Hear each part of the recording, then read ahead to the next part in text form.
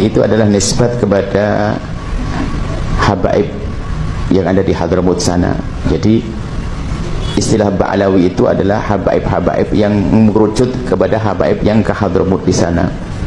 Adapun habaib kan banyak. Di Irak sendiri banyak habaib. Di Hadramut itulah termasuk dzurriyyah Nabi, itu luar biasa besar ya. Itu habaib yang di Indonesia itu adalah hanya dari satu, Sayyidina Ahmad bin Isa al-Muhajir hijrah dari Irak tinggal di Hadramut. Dari situ nanti ada di situ ada jadi ke arah ke sana nanti.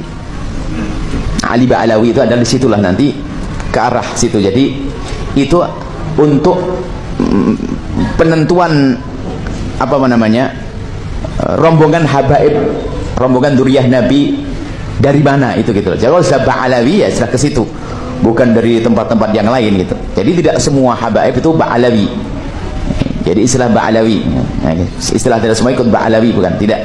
Tapi banyak habaib di Mesir, banyak habaib. Tapi semuanya selagi itu dzurriyyah Nabi adalah satu martabat yang harus kita cintai.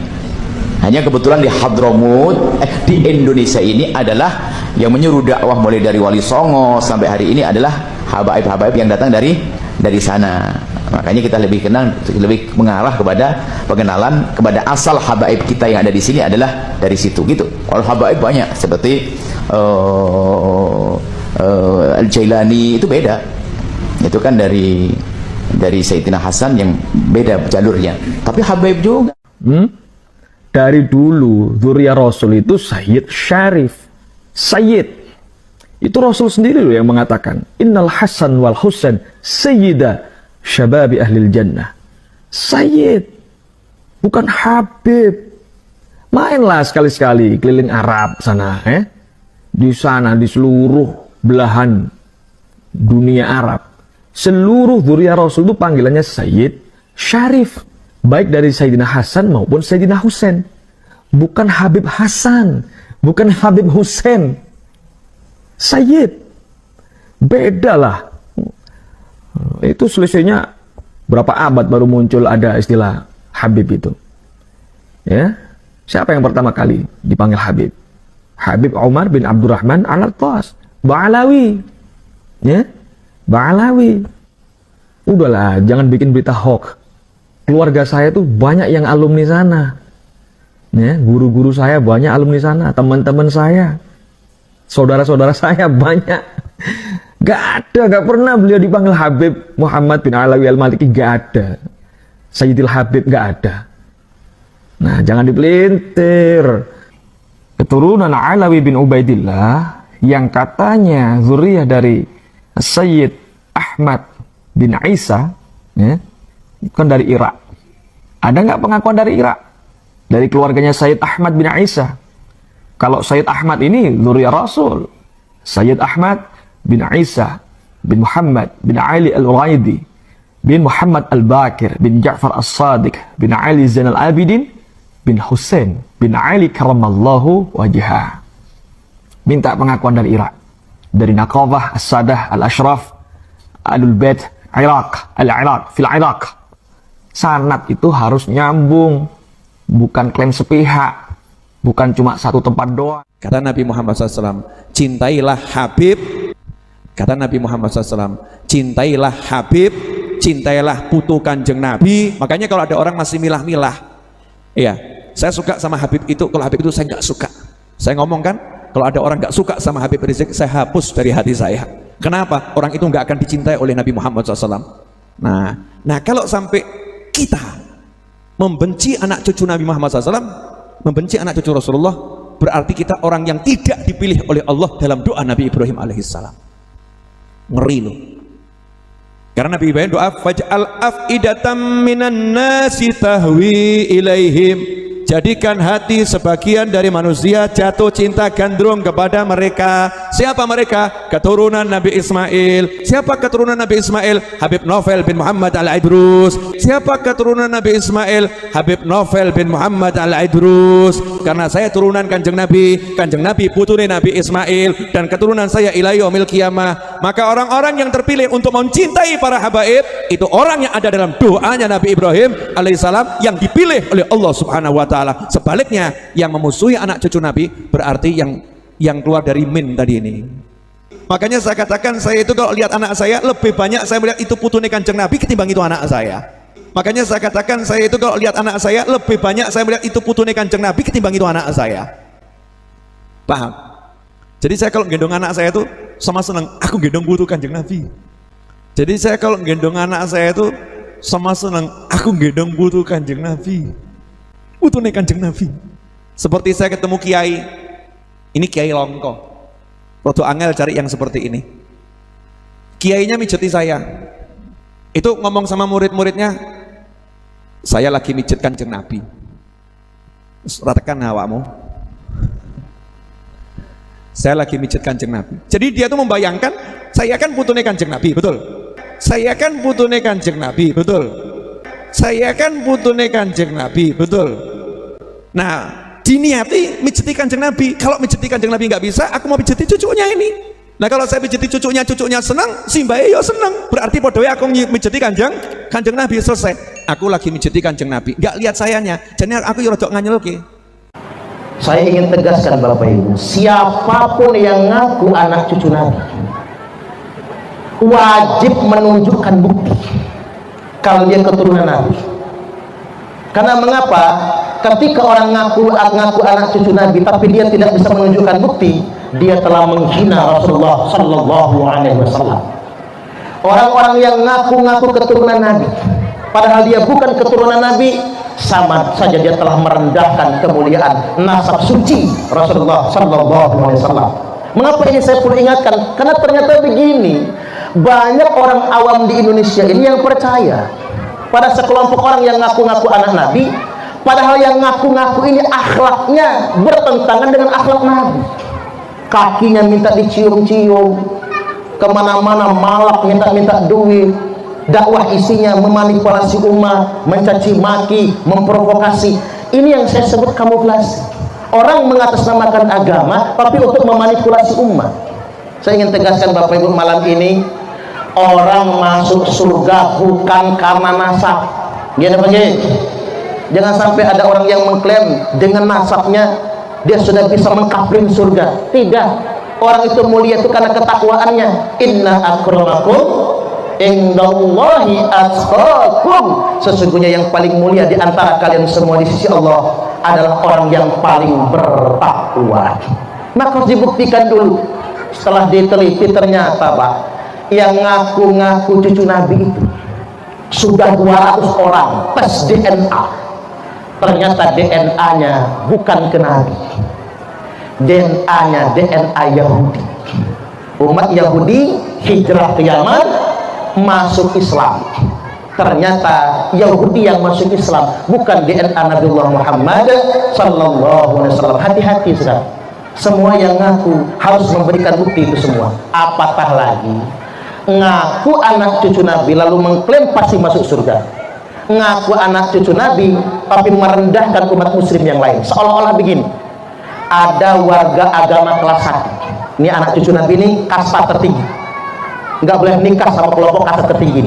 Nah, kita Islam yang biasa nih kasta nomor 2. Jadi budak mereka mesti cium tangan dan cium kaki mereka. Ini saya pikir bisa merusak ini Bapak Ibu, bisa merusak ini. Nggak boleh. Dulu Wali Songo, halo, Wali Songo itu Pak Bu, itu yang terbukti nasabnya keturunan Nabi. Kita ini kadang-kadang lalai ya. Yang ngaku-ngaku cucu Nabi kita percaya dia cucu Nabi. Yang Wali Songo yang jelas berjuang di Indonesia mengislamkan Nusantara, jelas-jelas anak cucu Nabi, tapi kita abaikan begitu saja. Anak-anak cucu Wali Songo dibiarkan begitu saja, nggak diakui. Ini kan ada ketimpangan namanya Pak. Wali Songo masuk ke Indonesia, mengapa Islam diterima? Karena Wali Songo menanamkan nilai beragama tanpa kasta. Makanya orang Indonesia berbondong-bondong masuk Islam. Tiba-tiba muncul sekelompok orang ngaku anak cucu Nabi lalu memposisikan mereka di kasta tertinggi dan kita dianggapnya di kasta bawahan. Na'udzubillah, jangan sampai sedemikian rupa. Di dalam Islam hati-hati, bahaya sekali nanti. Sebab kalau DNA itu nggak kenal akad nikah, biarpun nggak nikah DNA bisa saja nyambung, nggak ada pernikahan. Sementara di dalam Islam ada namanya pernikahan yang sah. Jadi untuk dianggap ini keturunannya siapa adalah dengan pernikahan yang sah. Makanya menentukan nasab adalah dengan istifadhah. Misalnya di kampung itu sudah didengar bahwasanya si A anaknya si B, sudah, jangan banyak tanya. Selagi orang ngomong itu anak saya, bener anakmu? Iya, selesai. Jangan bertanya ribut nikah kamu di mana dan anda ini putul, kurang ajar. Cukup dimatain anak saya, selesai. Siapa yang meragukan beliau? Cucunya wali kutub, diambil menantu wali juga, ya kan? Habib Abu Bakar. Makanya Asgaf ini yang pertama kali pakai ambil sanad Asgaf adalah Al Habib Maulana Abdurrahman Asgaf bin Muhammad Maula Dawileh bin Ali bin Alwi bin Muhammad Muqaddam Al-Faqih Muqaddam bin Ali bin Sohib Mirbat bin Khaliq Qasam bin Alwi bin Muhammad bin Alwi bin Ubaidillah bin Ahmad Al-Muhajir bin Isa bin Naqib bin Ali Al-Uraidi bin Muhammad Al-Ja'far As-Sadiq bin Muhammad Al-Baqir bin Ali Zainal Abidin bin Husain bin Sayyidina Ali Rasulullah sallallahu alaihi wasallam. Loh ngene kok diragukan sanate pakai DNA iku piye? Jangan-jangan orang yang meminta DNA, tes DNA Sa'adah Balwi, Habib-Habib iki, orang tersebut kalau di DNA ternyata keturunannya homo homini lupus. Iku fosil-fosil masa lalu itu ternyata. Atau jangan-jangan mereka ini keturunannya Abu Jahal yang minta tes DNA itu. Pendapat itu Gus kaitannya dengan statementnya Nusron Wahid yang katanya yang menyuruh kau tes DNA untuk kaum habaib itu katanya kaum homoni lupus katanya, dan statementnya Buya Yahya itu juga Gus katanya kurang ajar katanya yang nyuruh tes DNA sama para habaib itu Gus. Sekarang saya tanya yang saya sama yang bersangkutan dasarnya apa? Kalau seumpama itu kurang ajar, lebih kurang ajar mana? Untuk mencari kebenaran dan kepastian nasab dengan DNA, atau ada orang yang masih diragukan nasabnya, mengaku dirinya nasabnya kepada Rasulullah, tapi berbuat dengan cara yang kasar, menyebut binatang, semata mereka membawa bendera nasabnya Rasulullah. Menurut Anda lebih kurang ajar mana? Kurang ajar itu Gus tadi yang mengaku nasab. Ada orang mengaku dirinya nyambung kepada Rasulullah, tetapi binatang itu semua, meremehkan orang lain, menyebut kiai ulama itu dengan namanya saja, provokasi masyarakat, kata-katanya kasar, tapi mereka mengatakan saya adalah cucunya Rasulullah. Sekarang lebih kurang ajar mana dengan tes DNA? Makanya saya tanya, orang bicara begitu dasarnya apa? Saya ingin tahu.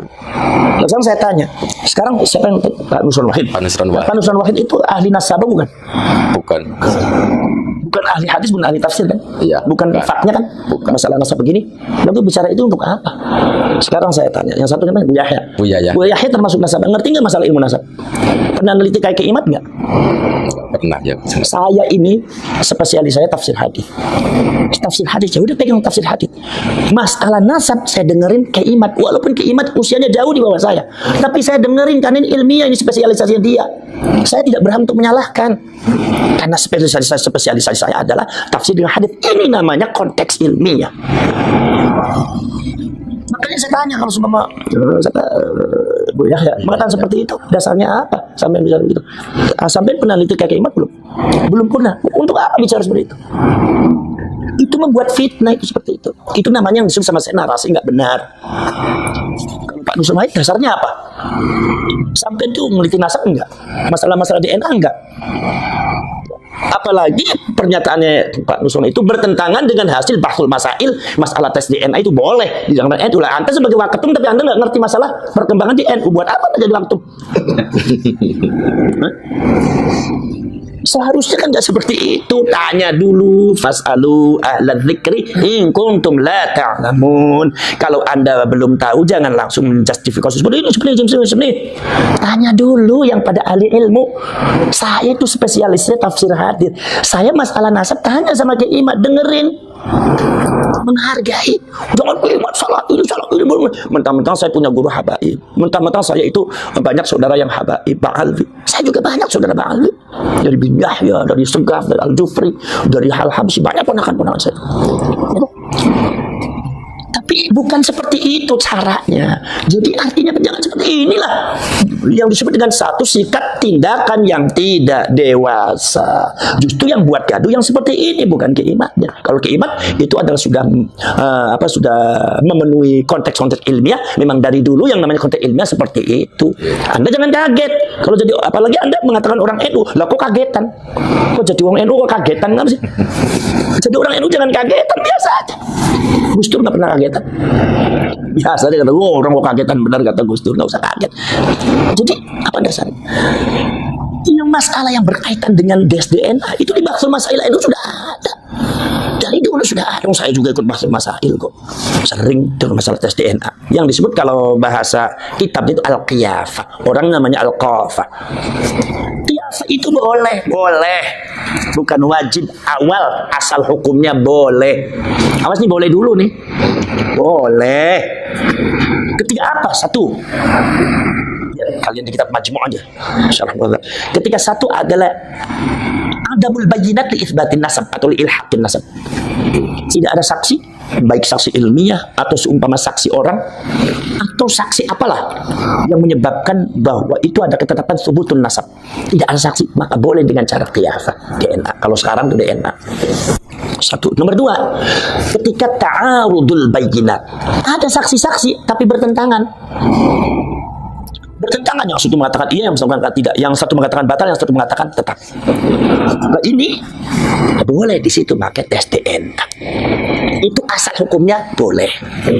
Tapi sekarang karena implikasi daripada pengakuan kaum Ba'alwi mengatakan dirinya sebagai cucunya Rasulullah, bahkan condong memonopoli bahwa seolah-olah kalau dari golongan bukan dari golongan dia bukan cucunya Rasul, ya kan?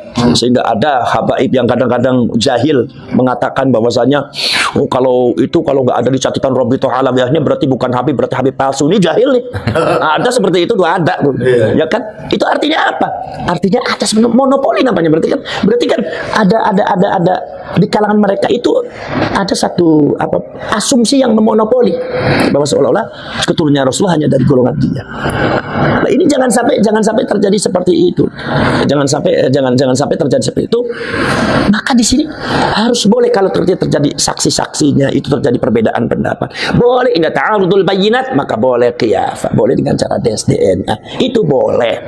Lah cuma sekarang karena implikasinya itu sangat besar karena menyangkut fitnah umat.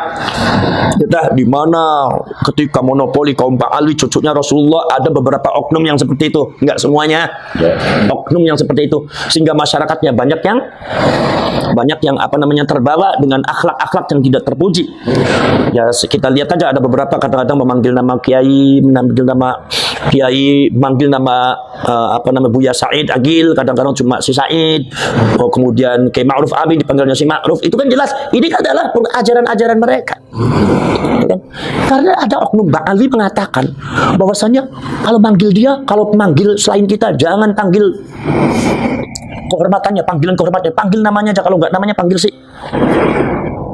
Kita buat fitnah yang diterima oleh masyarakat. Ya Allah, ini termasuk dari oknum Ba'alwi itu. Sehingga kita sendiri bingung kok kenapa orang yang mengaku dirinya Rasulullah tapi kok seperti itu. Artinya ketika ini dibiarkan maka fitnahnya luar biasa. Sementara klaim mereka tetap saja bahwa Ba'alwi itu adalah merupakan sunnahnya Kanjeng Nabi. Itu karena itu. Nah, maka ketika itu menghormati cucunya Rasulullah itu wajib. Zuriyahnya Rasulullah itu wajib. Maka dari itu itsbatun nasab, menetapkan nasab sebagai cucunya Rasulullah dengan wasilah-wasilah apapun, apalagi yang bersifat at-tibbus syar'i, kedokteran bersifat syariat, kata Imam Nawawi dalam kitab Majmu' seperti itu. Boleh al-isti'anah bit-tibbus syar'i, menggunakan dengan dokter yang bersifat syariah, itu boleh, diantaranya dengan tes DNA. Maka ini akhirnya tes DNA yang tadinya berupa wasilah berwasilah karena ini sudah mendekati implikasi daripada maksud yang karena apa namanya, karena wasilah ini kemudian sangat penting menentukan daripada maksud. Tanpa wasilah ini, maksud ini, maka tidak akan bisa dicapai. Bagaimana mungkin kita akan bisa menghormati Rasulullah, keturunannya Rasulullah, kalau kita tidak tahu kalau itu keturunannya Rasulullah, kalau kita masih meragukan, ya kan? Maka dari itu di sini kan akhirnya apa yang disebut dengan usul fikih adalah al-wasail fi hukmil maqasid. Akhirnya wasilah dihukumi sama dengan maksud. Ketika maksud menghormati zuriyahnya Rasul itu wajib, maka wasilah untuk mendapatkan itsbatun nasab li zuriyati Rasul itu juga hukumnya wajib. Jadi apa yang disebut oleh usul fikih yaitu adalah al-wasail fi hukmil maqasid. Wasilah bisa jadi akhirnya hukumnya sama dengan dimaksud. Dengan apa? Dengan tujuan. Jadi ketika kita itu wajib menghormati zuriyahnya Rasul, tapi kita tidak tahu, bagaimana mungkin kita bisa menghormati zuriyahnya Rasul kalau kita tidak yakin kalau itu zuriyahnya Rasul? Kalau kita tidak tahu bahwa itu zuriyahnya Rasul, maka kita ketika menghormati zuriyahnya Rasul itu hukumnya wajib, maka wasilah untuk mendapatkan itsbatun nasab li zurriyyati Rasul juga hukumnya wajib. Akhirnya DNA itu juga akhirnya bisa jadi wajib untuk dalam rangka daf'ul fitnah, yaitu menolak fitnah, daf'ud darar, menolak bahaya. Ini kenapa? Karena ini dalam satu bingkai, satu pembahasan sejak zaman dahulu itu sudah banyak syak, keraguan, dan asyakku yuzal. Keraguan itu harus dibuang. Ma la yatimul wajib illa bihi fahuwa wajib. Kita menghormati cucunya Rasul adalah merupakan tujuan kita, itu wajib, tapi tidak sempurna kecuali dengan tes DNA, karena kita tidak yakin dengan literatur yang ada, maka akhirnya hukumnya wajib juga. Ini yang disebut dengan al-wasail fi hukmil maqasid. Maka al-wasail fi hukmil maqasid. Ya, ini jadi nggak ada dasarnya itu kalau Anda mengatakan itu nggak boleh, itu nakut-nakutin begitu, nggak boleh itu dalam ilmu. Itu nanti diketawakan sama kaum intelektual, diketawakan. Jadi orang banyak tertawa nanti. Memalukan. Jangan seperti itu. Jadi apa namanya? Jadi biarkan saja keimad kaji ilmiahnya, dan itu perkembangannya terus dipantau saja. Nanti debat ilmiah bukan debat ilmiah, atau seumpama kalau semua tidak terjadi debat ilmiah, seumpama ya tentang perkembangannya terus. Jangan buat narasi-narasi yang nggak benar, atau jangan hanya menghadang keimad dengan podcastnya. Apalagi podcastnya itu ada yang cabutan di sini, ada yang disimpan, ada yang ditampil. Wah, itu kan udah nggak fair. Kayak begitu kan, itu yang disebut provokasi. Walaupun nadanya tidak keras, tapi itu provokasi itu maksudnya. Nggak boleh itu. Itu pembohongan publik. Ya, itu kan adalah karena ini mempengaruhi semuanya. Terus ada yang lagi? Sudah.